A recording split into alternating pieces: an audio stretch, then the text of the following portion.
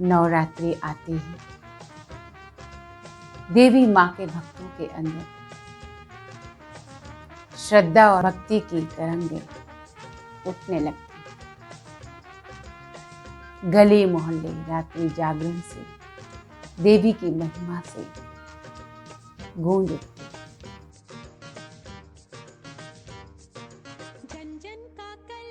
तो आज नवरात्रि पर सभी माँ के भक्तों को यही संकल्प लेना है कि हमें अपने अंदर की जो भी खान पान की अशुद्धि है, वाणी की अशुद्धि है, दृष्टि की अशुद्धि है, उसको खत्म करके हमें अपने विचारों को देवी और देवताओं जैसा बनाना।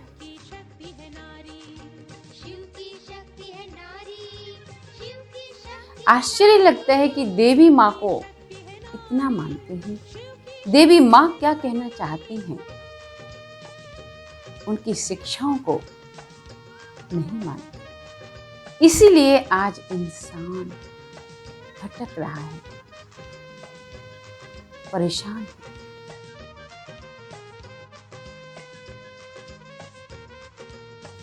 तो चलिए इन सारी परेशानियों को, सारी समस्याओं को, अनेक प्रकार की चिंताओं और रोगों को खत्म करने के लिए अपने अंदर परमात्मा शिव के द्वारा बरस रहे ज्ञान अमृत को, देवी माँ के द्वारा प्राप्त ईश्वरीय शक्तियों को अपने अंदर समाहित करें।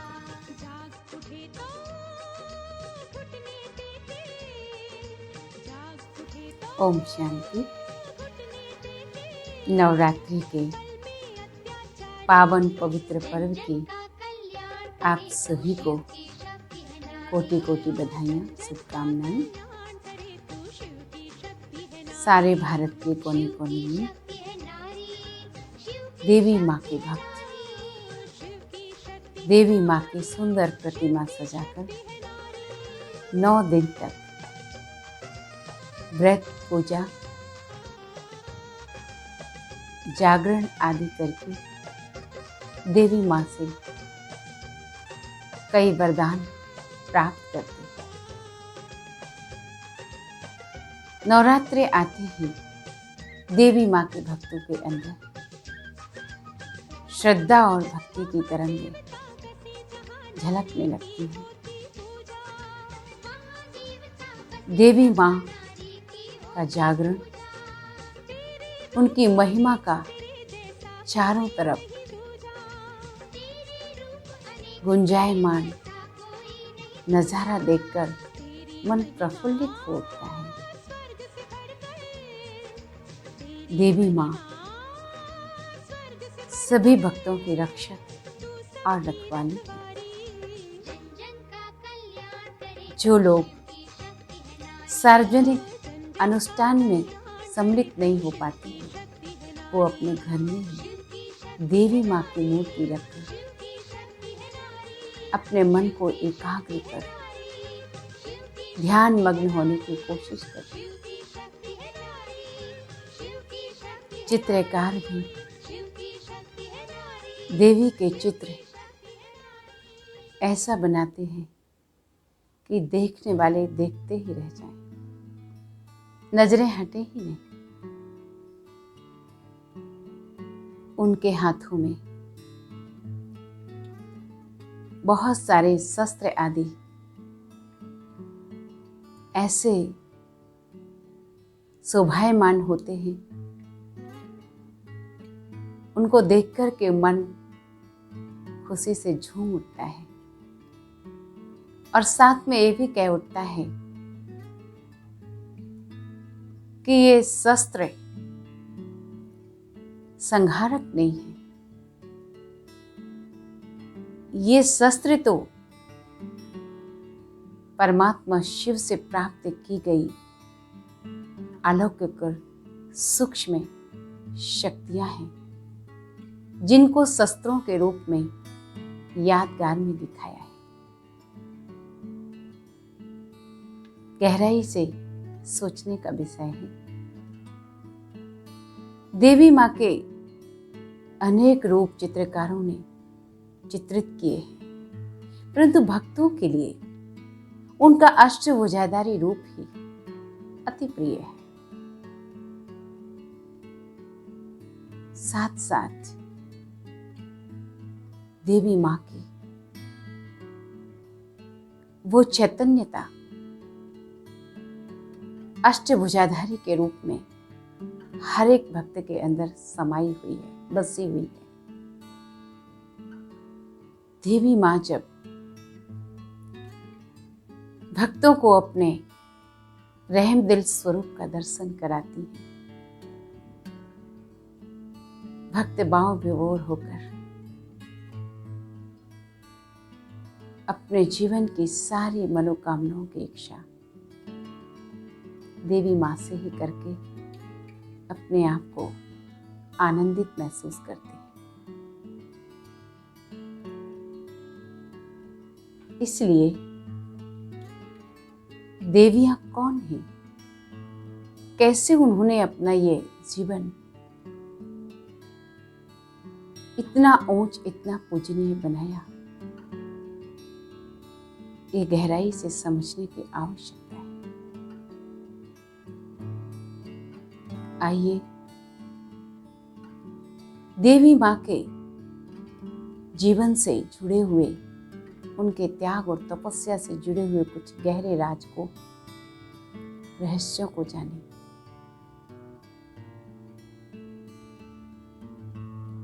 एक बार एक शस्त्र से किसी असुर का संहार करना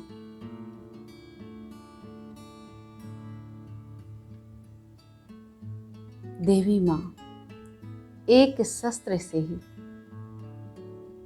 करोड़ों असुरों को भस्म कर सकती है,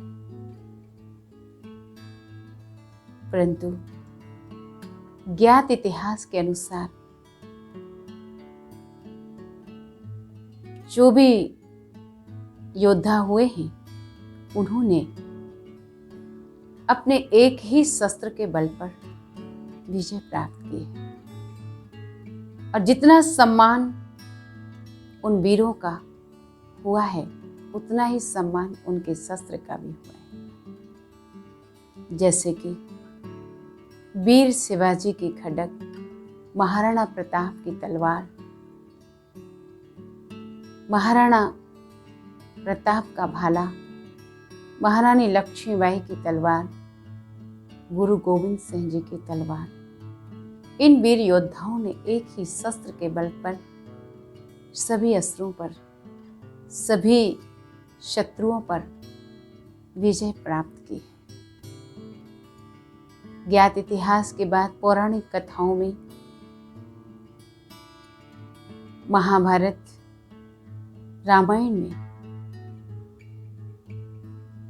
अर्जुन सर्वश्रेष्ठ धनुर्धारी, भीम सर्वश्रेष्ठ गदाधारी, रामायण में श्री रामचंद्र जी सफल धनुर्धारी,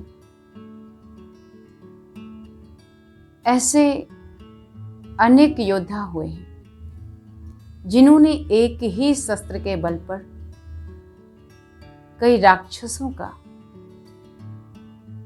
संहार किया है। आश्चर्य की बात यह है कि देवियों के हाथ में इतने सारे शस्त्र दिखाना, इसका भावार्थ क्या है?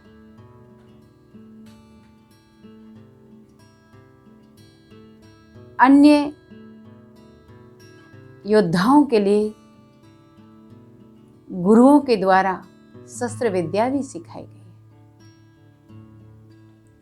परंतु देवी माँ के लिए ना तो कोई शस्त्र विद्या की शिक्षा दिखाई गई है और ना कोई शिक्षक, ना कोई गुरु।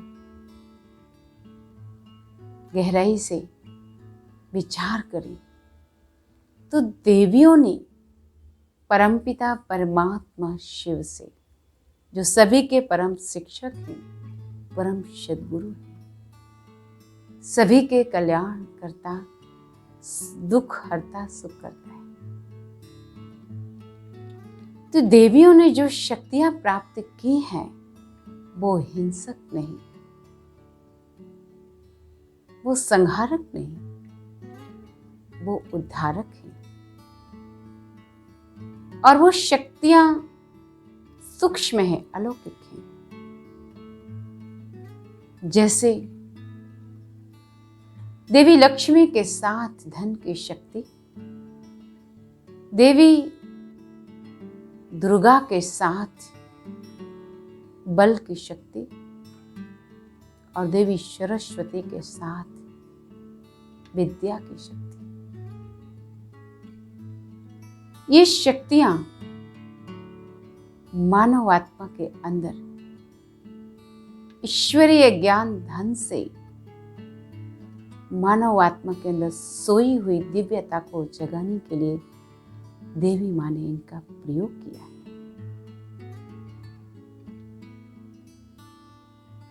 इसलिए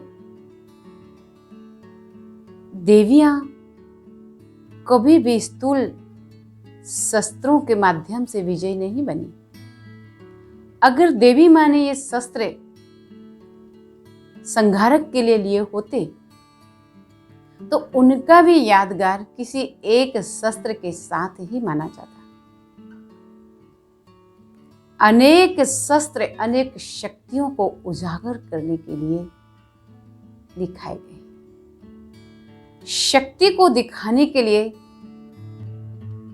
यादगार में शस्त्र दिखाए गए।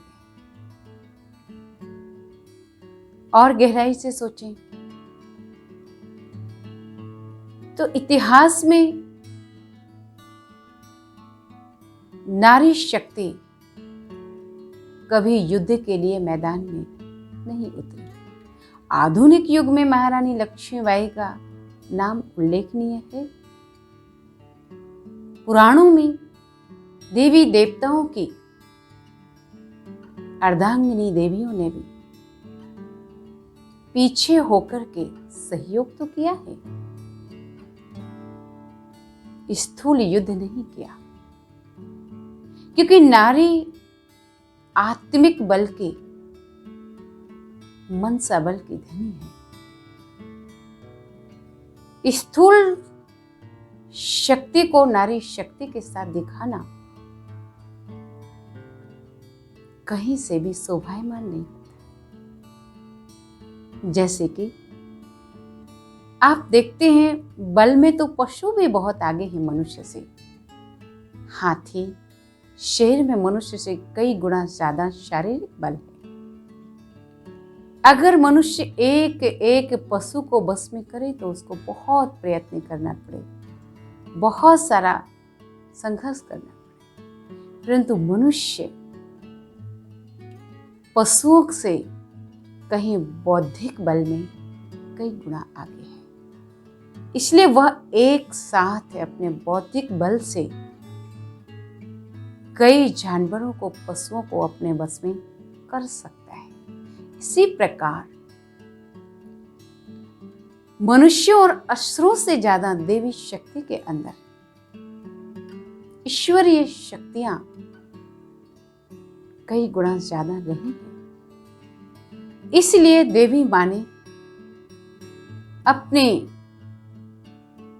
अलौकिक शक्तियों को परमात्मा शिव से प्राप्त करके सारे संसार की अज्ञानता को, आश्रयता को भस्म करने के लिए त्याग और तपस्या की है।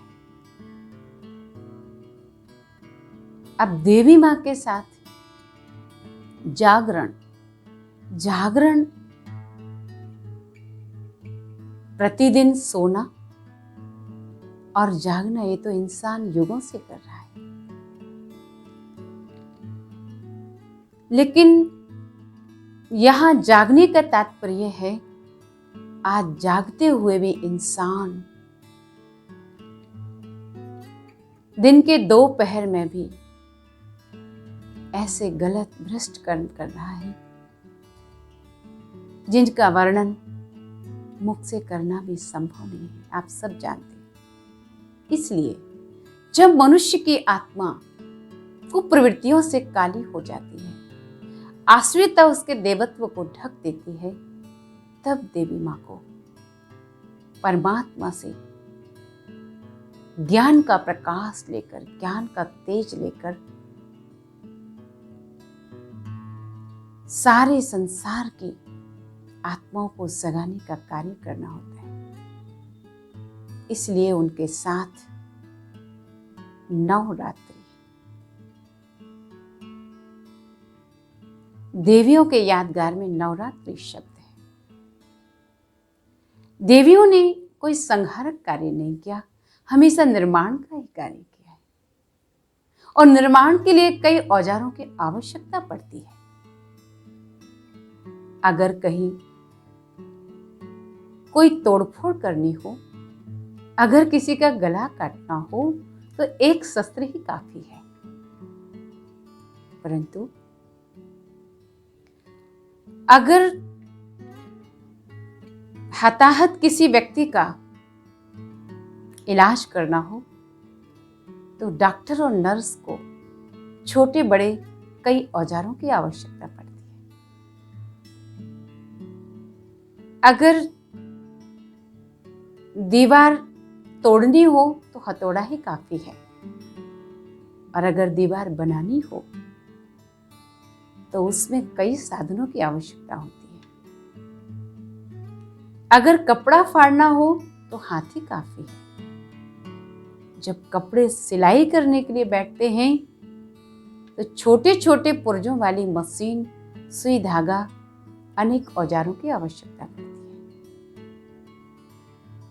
इसलिए देवी माँ की अष्टभुजाएं और उनमें जितने भी शस्त्र हैं, वो सृष्टि के संहार के लिए नहीं, किसी व्यक्ति के संहार के लिए नहीं, स्थूलता में कोई युद्ध के लिए नहीं। ये शस्त्र जैसे त्रिशूल देवी माँ के हाथ में दिखाते हैं। त्रिशूल माना भूत, वर्तमान और भविष्य का ज्ञान देवी माँ ने परमात्मा से प्राप्त कर सारे संसार को दिया। धनुष बाण मतलब अपनी मृदु वाणी से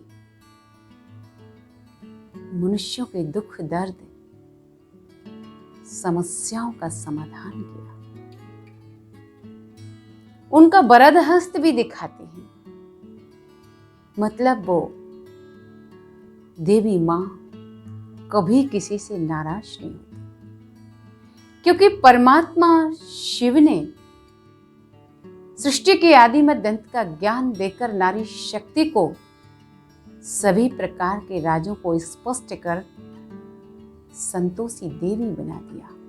दुर्गुणों को दूर करने के लिए दुर्गा देवी बना दिया, और अनेक प्रकार की गरीबी और समस्या से उलझ रही आत्माओं को ज्ञान धन देकर संपन्न बना दिया। देवी माँ के हाथ में स्वदर्शन चक्र भी दिखाते हैं। स्वदर्शन, निज स्वरूप का दर्शन करने और कराने का, हर व्यक्ति को स्व स्थिति में सेट कर अपने निज स्वरूप और निज पिता परमात्मा की, अपने निज धाम की स्मृति दिलाने का कार्य किया।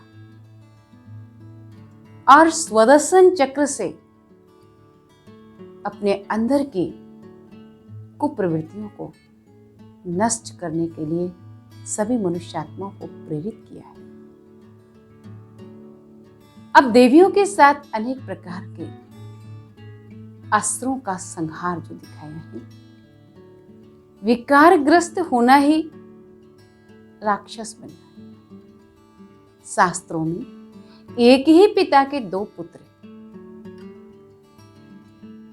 उनमें से एक देवत्व वाला और दूसरा आश्रिता वाला होता है। जैसे ऋषि कश्यप की दो पत्नियां, दिति और अदिति,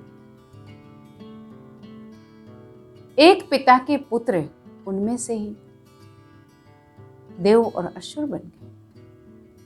महाभारत में भाई भाई के पुत्र कौरव और पांडव, एक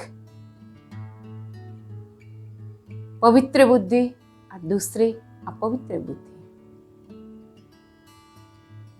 रावण और कुंभकर्ण भी और विष्णु के साथ हिरण्यकश्यप और हिरण्याक्ष को जो दिखाया, वो भी किसी जन्म में देवता थे, लेकिन किसी श्राप ग्रस्त के कारण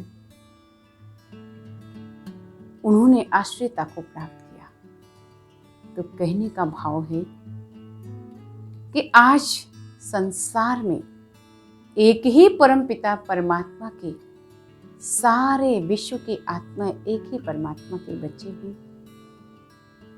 परंतु हर एक के विचार, हर एक के संस्कार अलग अलग हैं। इसलिए कुप्रवृत्तियां, कुसंगति में जन्म लेना आश्रयता में जन्म लेना कहा जाता है, और धार्मिक बुद्धि, श्रेष्ठ बुद्धि, ज्ञानवान परिवार में जन्म लेना देवी बुद्धि।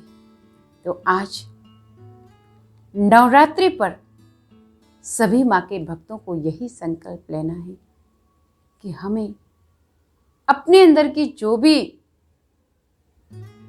खान पान की अशुद्धि है, वाणी की अशुद्धि है, दृष्टि की अशुद्धि है, उसको खत्म करके हमें अपने विचारों को देवी और देवताओं जैसा बनाना है। आश्चर्य लगता है कि देवी माँ को इतना मानते हैं, देवी माँ क्या कहना चाहती हैं, उनकी शिक्षाओं को नहीं मानते। इसीलिए आज इंसान भटक रहा है, परेशान है। तो चलिए इन सारी परेशानियों को, सारी समस्याओं को, अनेक प्रकार की चिंताओं और रोगों को खत्म करने के लिए अपने अंदर परमात्मा शिव के द्वारा बरस रहे ज्ञान अमृत को, देवी माँ के द्वारा प्राप्त ईश्वरीय शक्तियों को अपने अंदर समाहित करें। जब देवी माँ ने अपने अंदर वो ज्ञान, बल और आत्म तेज को धारण किया है, परमपिता परमात्मा शिव ने जब इस धरा पर नारी शक्ति को अपना विश्वसनीय मानकर ज्ञान का कलश दिया और सारे संसार को जगाने के लिए आदेश दिया। छोटी छोटी कन्याएं, घर गृहस्थ में रहने वाली साधारण सी माताएं, बहनें और उनके साथ पुरुष भी, जो भी इस ईश्वरीय सेवा में, परमात्मा के विश्व नवनिर्माण के कार्य में सहयोगी आत्माएं हैं, उनका ही विभिन्न प्रकार से इस संगम युगी कर्तव्य का यादगार देवियों की पूजा अर्चना के रूप में वरदान प्राप्त करने के लिए आज सभी भक्त इतना मान रहे हैं। सृष्टि के संकट के समय देवी माँ ने परमात्मा शिव को अपना तन, मन, धन, समय, श्वास, संकल्प सत्यता के साथ समर्पित कर दिया। इसलिए परमात्मा शिव ने नारी शक्ति को संसार के उद्धार के लिए तैयार कर दिया। इसलिए परमात्मा को अर्धनारीश्वरी कहते हैं। तो प्यारे भाइयों बहनों, आज ये गहरा रहस्य समझने का है। केवल 9 दिन पूजन करना, व्रत करना, यहाँ तक कि नवरात्रि पूरे नहीं हो जाते जब तक इस संसार से अज्ञान अंधकार खत्म ना हो जाए, जब तक हमारे अंदर का आलस्य और अज्ञानता खत्म ना हो जाए, तब तक हमें परमात्मा शिव की शक्ति, नारी शक्ति, कन्याएं, माताएं सभी का सम्मान कर और नारी शक्ति भी अपने में अंदर वो आत्म तेज धारण कर इस संसार को पुनः स्वर्ग बनाने में अपना संपूर्ण योगदान दे, ताकि शीघ्र इस संसार के जो हाहाकार है, इस संसार की जो विकृतियां हैं, इस संसार का जो भय है वो खत्म हो जाए। इन्हीं शुभ भावनाओं के साथ आशा है कि आप सभी निश्चित ही देवी माँ के पूजन के साथ वो कैसे इतना पूजनीय बनी और कैसे परमात्मा की राइट हैंड बनी, आप आइए प्रजापिता ब्रह्मा कुमारेश्वरी विश्वविद्यालय में और अपनी सुसुप्त शक्तियों को परमात्मा ज्ञान से जागृत करके अपने जीवन को दिव्य बनाएं। ओम शांति।